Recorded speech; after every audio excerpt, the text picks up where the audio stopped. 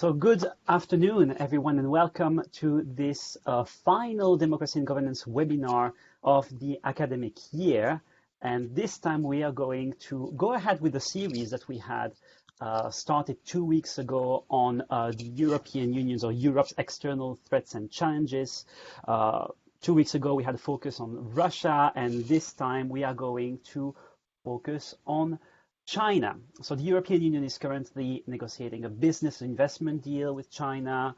However, as you all know, human rights violations and the crackdown on freedoms in Hong Kong have hindered relationships between the two powers. Again, debate on whether or not the European Union is a superpower, but that's a debate for another webinar, of course. And today, to talk about these challenges and threats, we have two experts in the field who have kindly agreed to present their expertise, their research, and answer questions of the audience on the topic. So it's my great pleasure to introduce Dr. Qinfeng Xu and Dr. Frank Gansmantel, who are going to give presentations of approximately 20 minutes or so on the topic of their expertise.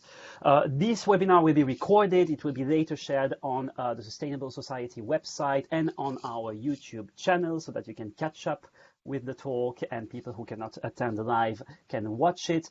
The presentations will be recorded, but not the discussion and the Q&A session that will follow these presentations.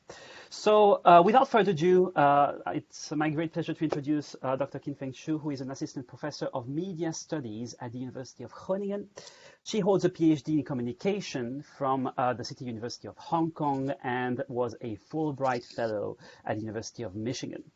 She researches political implications of emerging media, and her talk is entitled Social Media and Political Disengagement in Hong Kong. Qinfeng, the floor is yours. Thank you very much, Benjamin, for kindly introducing me.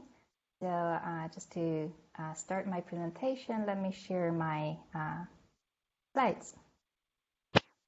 Okay, can you see my slides? Okay. I can see it. Perfect. So today I'm going to talk about social media and political engagement, disengagement in Hong Kong. I think before we zoom in on Hong Kong, I will first talk about the past research on social media and political participation in general so that I can give my research on Hong Kong a bit more context. So in the early days of social media, many believed that these horizontal, decentralized online social networks could flatten societies and unseat elites. And this kind of utopian discourse reached its heyday during the Arab Spring, and mainstream media and pundits often called the movement Facebook Revolution or Twitter Revolution. But at the same time, others also criticized that social media participation as selectivism. So, for example, liking or sharing political posts, adding filters or badges to social media profiles, and so on and so forth.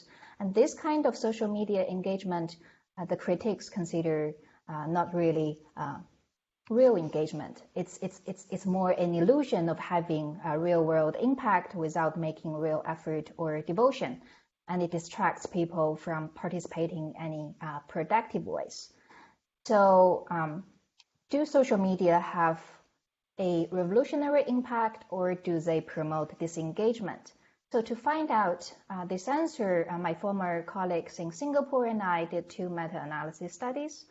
So what we did is that we collected existing studies using survey methods and estimated this weighted average effect size. So what we see here is that most of the correlation coefficients produced during this by these studies between social media use and political participation are indeed positive. However, they are predominantly small in terms of effect size, right? As we can see here, the mean effect size after weighting is around 0.37. So this shows that we do see some little evidence of the disengagement effect, but also warns against making any kind of revolutionary claims. But we also found that the effect size actually differs across political systems. So it is generally smaller in non-democratic countries, including, for example, Hong Kong. So this tells us that how much an impact social media can have, or social media use can have on engagement really depends on the amount of opportunities for participation and also the cost of participation, of course, in the existing political systems. But the other important finding we see here is that when we look at the impact of the social media use on political expression, right, we see the effect size to be quite substantial, even in non-democratic countries. So this is really an important finding because political expression, especially the political expression in decentralized online networks, is an important catalyst for change in social movements. So, for example, Husan and Howard, the professors in University of Michigan and Oxford, did a series of studies on social media and Arab Spring.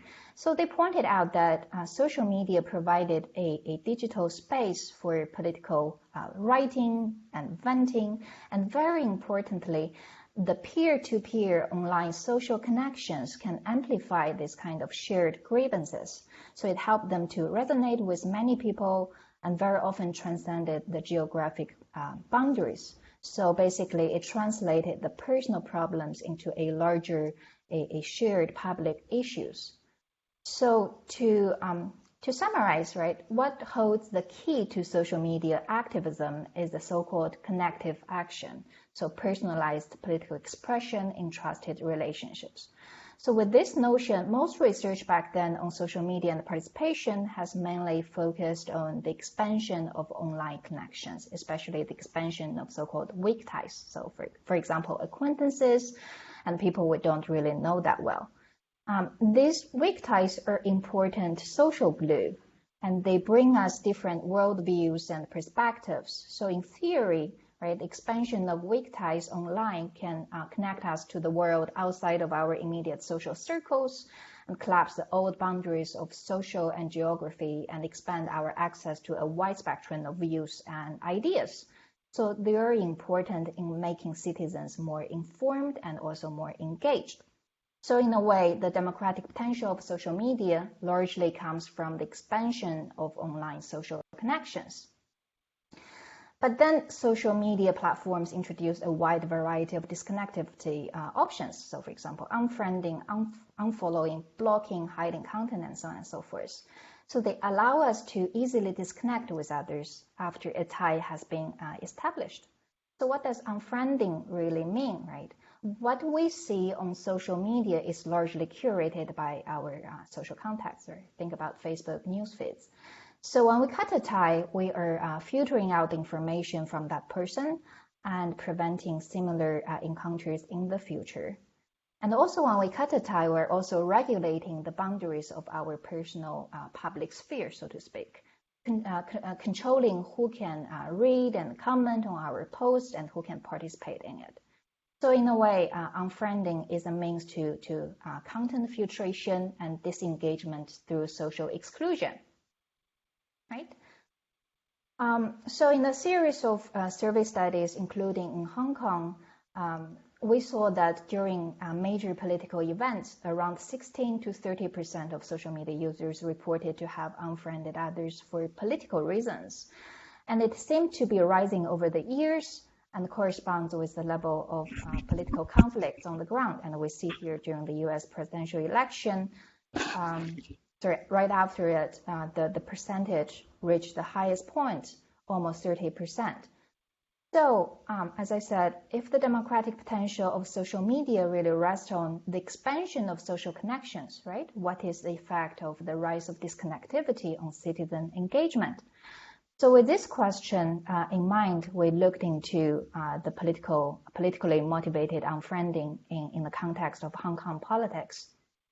So as we all know, Hong Kong is a former British colony handed over to China in 1997 under the mini constitution, one country, two system. So Hong Kong was promised to keep its democratic institution for 50 years. But since the handover, locals feel that the Chinese central government has been interfering with local affairs and eroding the democratic culture. In response, there have been a series of large-scale protests which recultivated a culture of political activism among the general public. And this reached its climax in 2014 umbrella movement, where protesters occupied business districts and government headquarters for nearly 3 months, demanding universal suffrage and political reform. But during this movement, two things emerged. One is that it fostered a more politicized identity in rejection of the Chinese, pan-Chinese cultural identity. And more importantly, it also divided the city-state further. We saw polarization rising among the general public. The pro-democracy and the pro-Beijing supporters increasingly disliked and distrusted each other. Right. So although both feel that they are both sides feel that they are being marginalized and repressed minorities in their own homes. So on the one side, the pro-democracy side feel that they were being marginalized as the Hong Kong government deepened its tie with the Chinese central government. So they see the opposing side, basically people who are in favor of the government, with suspicion. They also fear that their online activities are being monitored by the government and can cause state sanctions. So the fear was real. And on the other side, the government supporters want to restore order because political instability, such as the Occupy movement, threatened their livelihood. But they also feel that their demands were seen as illegitimate. They were dismissed and even despised on. So they also feel that they are the minorities and mostly remain quiet because they fear being attacked for expressing their unpopular views. So in a way, both sides feel that they are the minorities in their own homes, right? So this is the political context in Hong Kong where we studied the politically motivated unfriending. So in a series of research, sorry, I can hear myself. Okay. So in this context, we try to answer these research questions. So first, to what extent and under which conditions unfriending is a form of selective avoidance, basically shielding people from others that they disagree with. And more importantly, we're interested in looking into how this kind of politically motivated unfriending could influence citizenship practices, namely information consumption and political engagement. And in particular, we were curious how the unfriending would influence people's political engagement by creating these so-called digital safe spaces, and what is the political implications of all of this. So in terms of research method, we did 2 large-scale survey, one in Hong Kong 2014 during the umbrella movement, and the other during the chief executive election in 2017. So in study 1, we looked into whether and under which conditions do people unfriend others when encountering political disagreement. So based on the survey data, we find that political disagreement positively associated with the likelihood of politically motivated unfriending. But particularly, right, the relational context in which political disagreement arises matters. So we see here that only disagreement encountered during political discussion with distant others or weak ties is a significant predictor. So how can we make sense of this finding?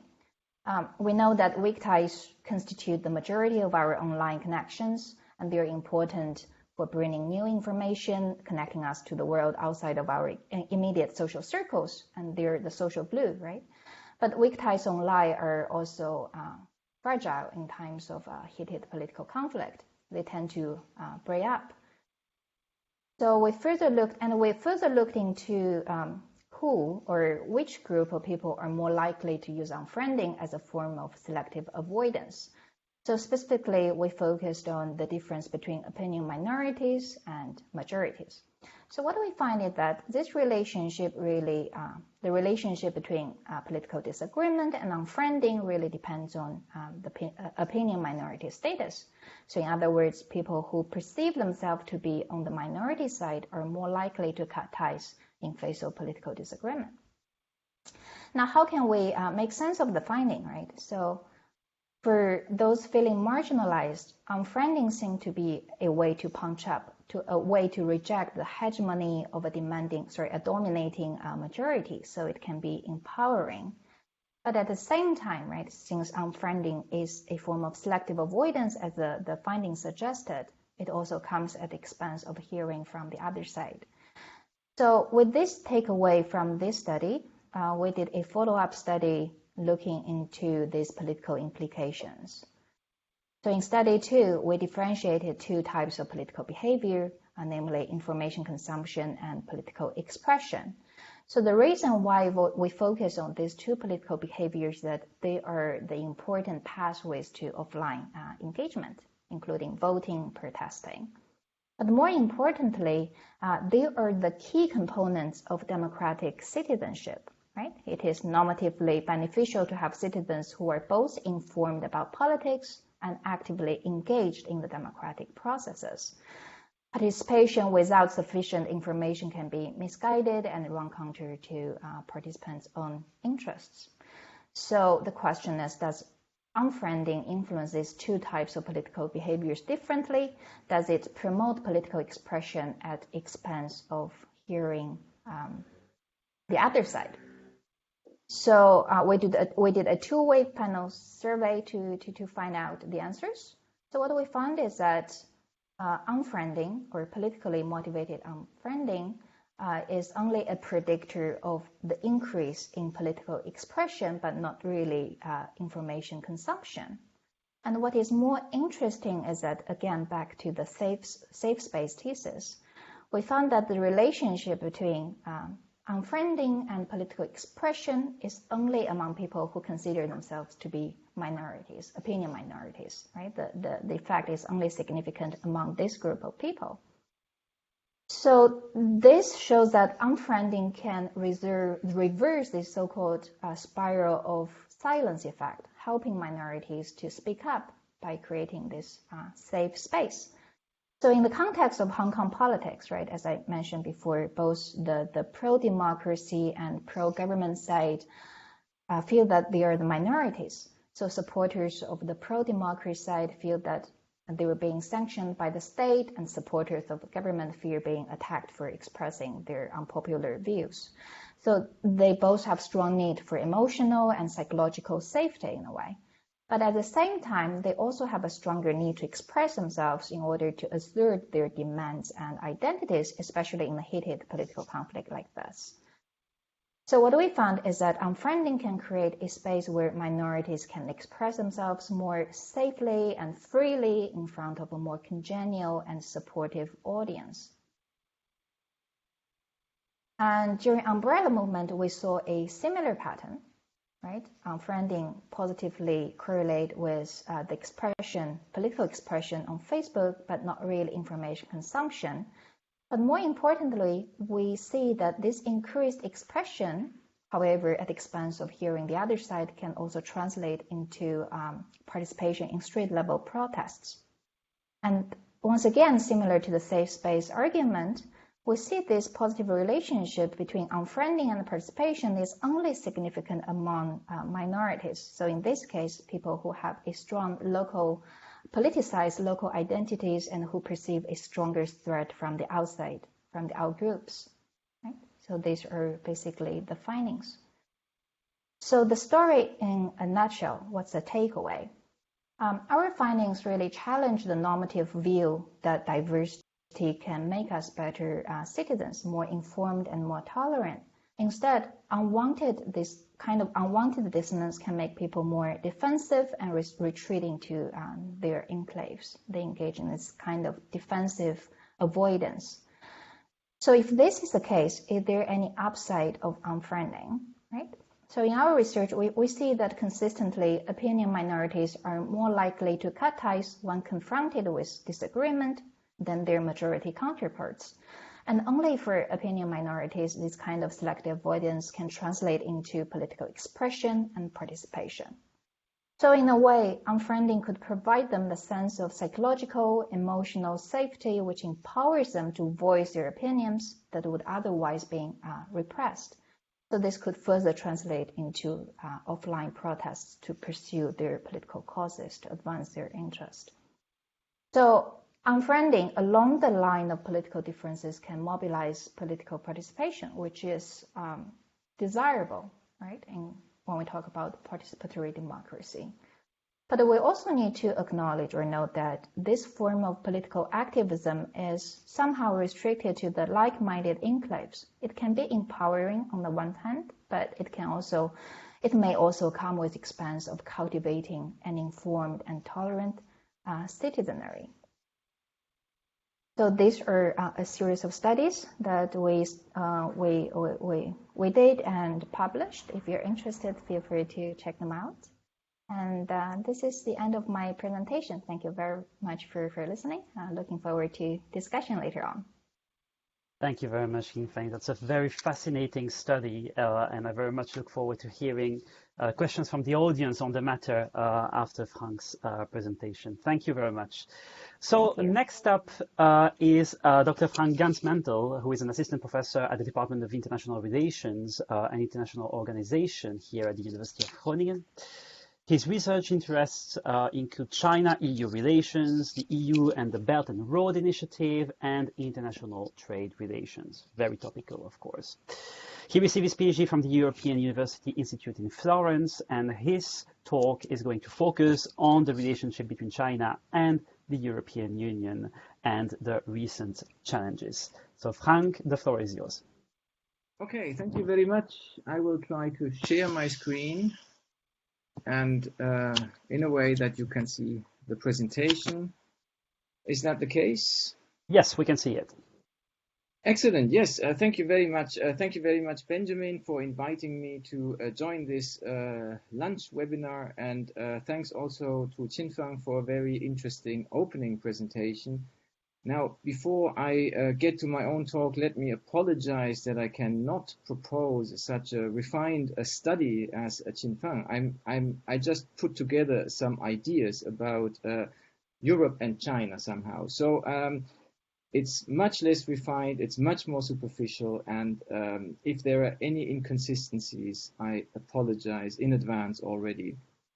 And well, I put this together, the presentation and also the slides, really in view of this webinar, and in order to just try to make sense of this threat perception of China, where it comes from, try to put it a little bit into context and then draw some conclusions. But all this, of course, is open to discussion, and I'm very much looking forward to that at the end. And I already encourage students and other attendants to raise questions and challenge anything I say.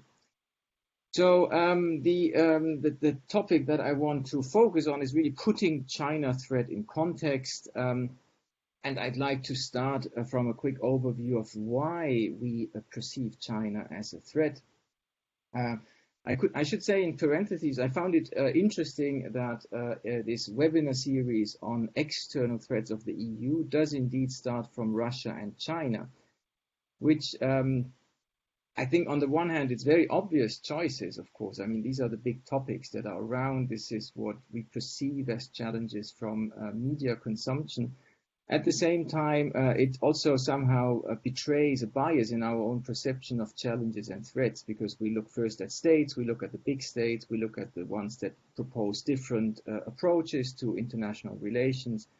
We could also think about, just instability in the European neighborhood, the war in Syria. We could think about migration. It's no longer so high on the agenda, but it has been perceived as a great threat. But we're talking about China. And of course, this is good for me because I've been studying that for a few years. And let me just try to summarize on this slide a little bit what have been the recent topics that have created a threat perception. I mean, the longest standing issue is probably that of trade and unfair competition, which has been in the news for decades, I should say, and the issue has not been solved in any way. So there's a lot of contestation of unfair trading practices by Chinese exporters, unfair subsidies by the Chinese government, various levels actually of Chinese government from local to central, and all the negative effects this has on European producers. There has been a big discussion on solar panels some years ago. Some might remember. There's an ongoing fight about steel exports. So this is a big issue, definitely. A second point where there has been, I think, a rhetoric of a China threat has been that of Chinese investment in Europe. This impression that Chinese investors are buying up European industries, buying up European brands, and thereby actually weakening the European competitiveness somehow. So what has been the output of years and decades of European industrial development has moved into the hands of Chinese entrepreneurs, and maybe some would say the Chinese state, because in the Chinese system, of course, the separation between the state and the economy is not always as clear as we would hope. Another issue that has been big on the agenda has been cybersecurity, with the development of 5G networks and the question of whether Chinese company Huawei should participate in this. This has been very contested. Different approaches have been adopted in different countries, but overall, well, there has been a trend towards a more critical stance. I will comment again on this in a few minutes, I think. Another challenge that, another threat maybe that was perceived from the Chinese side was that of dividing Europe. So Chinese diplomats are engaging more with the states, especially in Central Eastern Europe, some of which have anyway criticisms vis-a-vis some of the liberal democratic traditions of the EU. And somehow there's this impression that China is cultivating this division and kind of divide et impera strategy to have the upper hand vis-a-vis the EU. Now, and from this, we could actually move on to a broader perception of China as a normative competitor. Of course, China has a different political system, a different social system. It has a very different view on human rights, as visible in the Hong Kong case, which was presented now also by Qinfang. And most recently, there has been a very tough exchange on Xinjiang, so the Uyghur rights in Xinjiang. But it's not only about human rights and democracy, it's also about governance and international order. The famous Belt and Road Initiative of China is oftentimes seen as some sort of a Chinese proposal for a different type of international order. And again, I will come back to these cases in a few minutes. Now, what I would like to do, I generally like to look at these things in a bit of a historical perspective. And there's not much time, so I will look at this rather briefly. The way the European Commission has recently classified China, if I should say classified or typified or described China, is as in the most recent Commission document on EU-China relations. It says that China is simultaneously, that is important, a cooperation partner, a negotiating partner, an economic competitor, and a systemic rival, promoting alternative models of governance. So all of this at the same time, that is very challenging, of course. So that is indeed a challenge, how to engage with such a partner or such a counterpart. And of course, much of this Commission document is about how that could be done, how to balance these various roles that China is playing vis-a-vis the EU. And it's interesting to note that about 10 years ago, the discussion about China was very simple, actually. It was, is it more of a challenge or more of an opportunity? And of course, the political discourse in Europe in the end always focused on the opportunities. Because now it's more of an opportunity. Nowadays, there's more refinement and also, and rightly so, of course, as I think we will also see in this talk, the acknowledgement that there is some serious challenges from the Chinese side. There is rivalry. There are different ideas, and they are coming out more and more. Why is that the case? Now here, this quick return to some history. If we look at the Chinese foreign policy outlook, we have to keep in mind that it has undergone very, very profound change across a relatively short period of time. So most of you, I think, know that one of the traumatic moments, both within China and also in China's external relation, was the repressions in 1989. And as a reaction to that, Deng Xiaoping, then supreme leader or de facto supreme leader of China, proposed a low-profile orientation, while at the same time trying to get some things done. So there was this contradiction between keeping a low profile, but do what you can to promote China's interests. And this has been well debated for decades. What is the balance between these two? And actually, towards 2010, the balance seemed to be shifting towards getting some things done. Now, under Xi Jinping, the president since 2013, Chinese president since 2013, there has been a very explicit shift towards an idea of striving for achievement. So this is the new outlook, very, very more proactive and undertaking, of course. And this a similar trend you see from other points of views. If you see that China was fairly isolated under Mao, under Deng Xiaoping, it shifted to a so-called independent foreign policy, but then also growing involvement step by step in multilateral institutions. And nowadays, actually, we see under Xi Jinping very explicitly proposals for international governance, international order, the idea that China can contribute something. China will bring China's experience and China's cultures to the benefit of mankind and the development of mankind. So this is a very ambitious rhetoric indeed. And there's also, of course, a growing confidence in actively pursuing China's own interests. We see that. This is maybe the reason for the threat perceptions oftentimes. Promoting Chinese solutions to international challenges. This is what I also mentioned right now. And of course, more in general, getting China's voice heard. So I think this is some sort of the background on the Chinese side. Now, what I would like to do in the remaining minutes that I have, a few minutes, 5 maybe, I'm looking at the chair, is just propose a bit of data and a bit of context. So if we talk about Chinese unfair trading practices and competition, the background for this is, of course, that European companies indeed have had a difficult time exporting to China oftentimes. And this is visible, of course, in the trade balance. As you see here, the trade balance has been negative. This is only trade in goods. Actually, on services, trade in services, the balance is positive for the EU, but the trade volume is so much smaller that it doesn't really change the overall picture here. So this is somehow the background why the backdrop against which the Europeans are concerned, because they just export much less to China than China exports to the EU. This, however, has to be seen against the background of an overall balanced trade balance of the EU. So China is just one partner, and if you include the others, in the end, the EU, of course, comes out with a very, very balanced trade picture.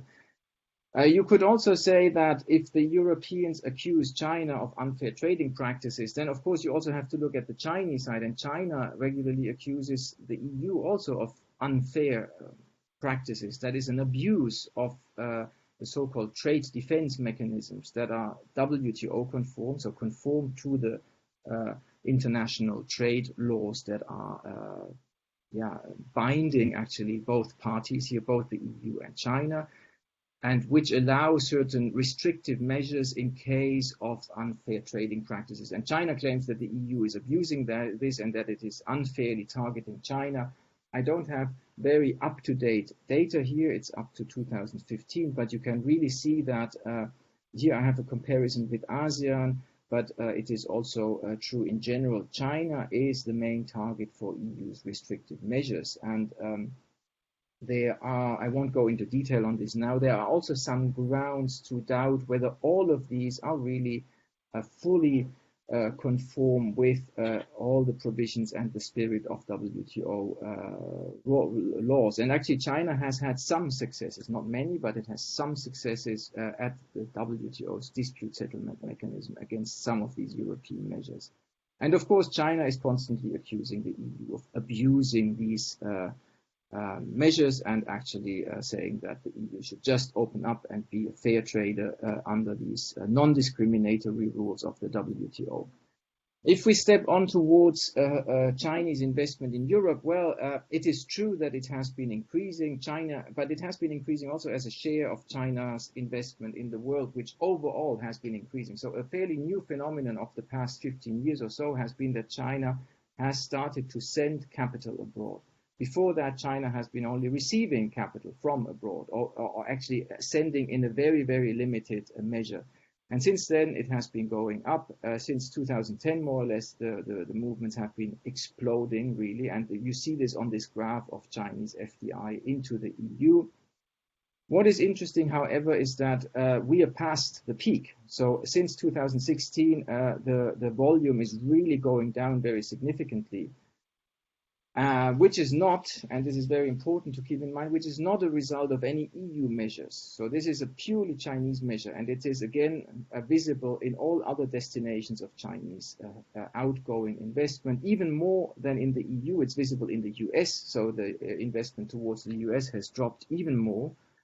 And it's largely a measure that is related to, or an effect that is related to Chinese government measures to control what they consider to be risky overexposure to foreign markets in risky industries also. So this is related to Chinese government measures. And so the peak is gone, the peak is over, and in that sense, the picture should be less worrisome from a European perspective.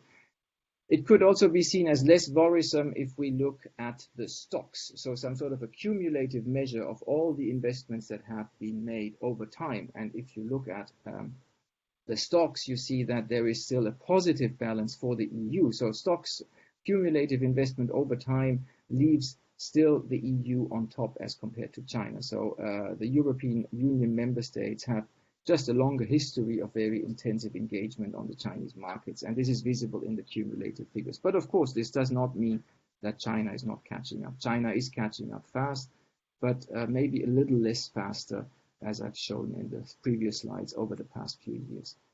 If we just go through a few recent examples that have come up. So if we continue here on investment, China has actually implemented quite a few recent reforms that indeed help foreign investors and open up the Chinese market and reduce some of the pre-existing barriers.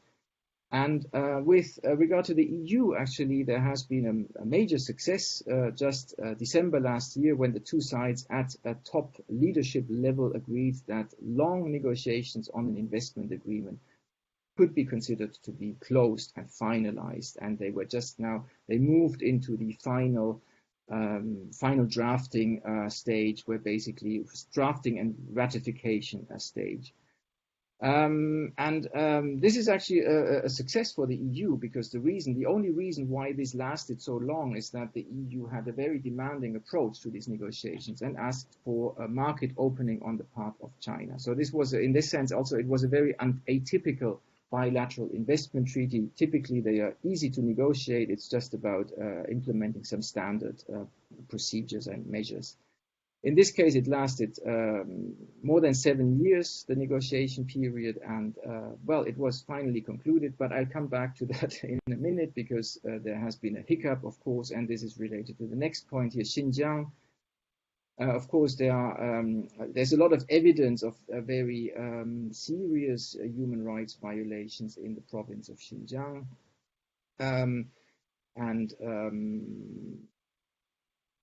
Well, of course, China is denying that, and China is always, in these cases, China is always insisting on its sovereignty and forbidding any interference, and which is quite understandable. And this also links actually to a long-standing pattern in Chinese foreign relations. Please don't interfere in our system. We have a different social and political system, and you should just respect that, which is not entirely without justification, of course. So this is very difficult to argue against. But of course, major human rights violations may be of a different nature. At the same time, also here, I always like to put that into context, because, of course, on the one hand, China has had a history of domestic terrorism, which was usually reconducible to Xinjiang separatist groups, and it also has, of course, an interest in fighting separatism. Is this the right measure? That is a very good question, and probably the answer is no. But it's not a simple human rights violation. It has its own history within China. This is what I would like to point out here. And now we come back to the investment agreement. Of course, the EU imposed sanctions against some Chinese citizens who were involved with these Xinjiang repressions. China imposed counter sanctions, including some European parliamentarians, members of the European Parliament. And as a result, the European Union suspended further work on the investment agreement. So there's not progress on this anymore, even though there was a top-level agreement to conclude it, actually. So we're somewhere in an uncertain territory right now with regard to this investment agreement. If we move on to Hong Kong, and well, of course, I cannot claim much expertise, and I really rely on Qinfang to correct anything wrong I might say. There's, of course, a lot of criticism on the part of the EU over the national security law, which increased Beijing's influence in Hong Kong. And actually a longer trend of increasing, of a harder hand of Beijing in Hong Kong. This is not just something that happened last year.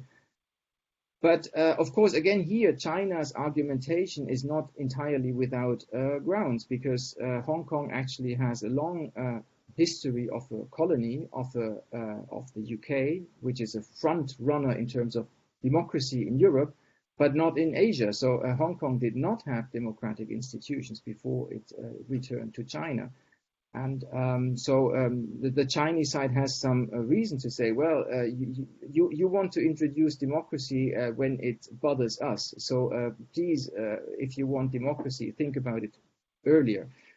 So I think the Chinese argumentation here is not entirely without reason about double standards on the part of the EU. But this, again, I don't want to justify any of these measures, because I'm just like many others very concerned and a bit shocked by the developments in Hong Kong.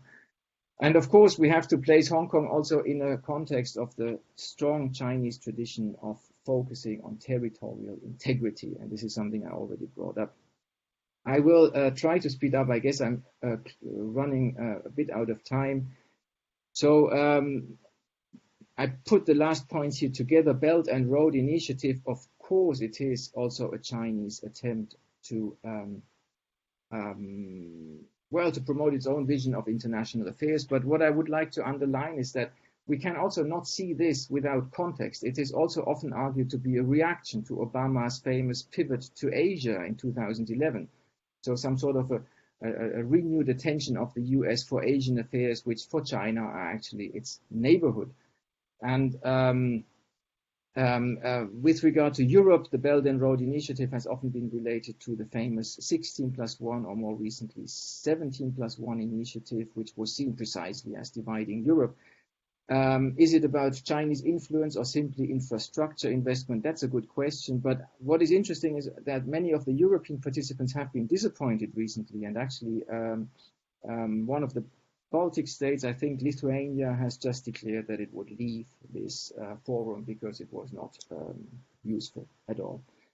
Now, with this, I'll just move on to a few conclusions. And again, apologies if this is not very coherent. I think overall, the growing presence of and participation of China in world affairs and in relation to Europe is unavoidable, absolutely.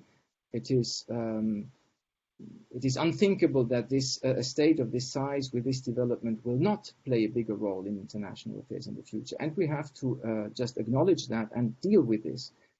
Note that China itself has a very strong interest in keeping good ties with the EU. So there is indeed not a sign of one-sided dependency of the EU on China and somehow being subject to Chinese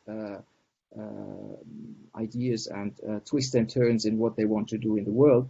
But there's a strong interdependence indeed, and this is visible in recent attempts on the Chinese side, on the part of the Chinese diplomats to improve relations with the EU, which has to be seen also in in terms of China's tense relations with the US. And I think overall a simple threat scenario may be an oversimplification and counterproductive. And I hope I showed to some extent that a more historical look and a broader look at the various arguments and the context of the relationships may be helpful. Thank you very much, and sorry if I went over time.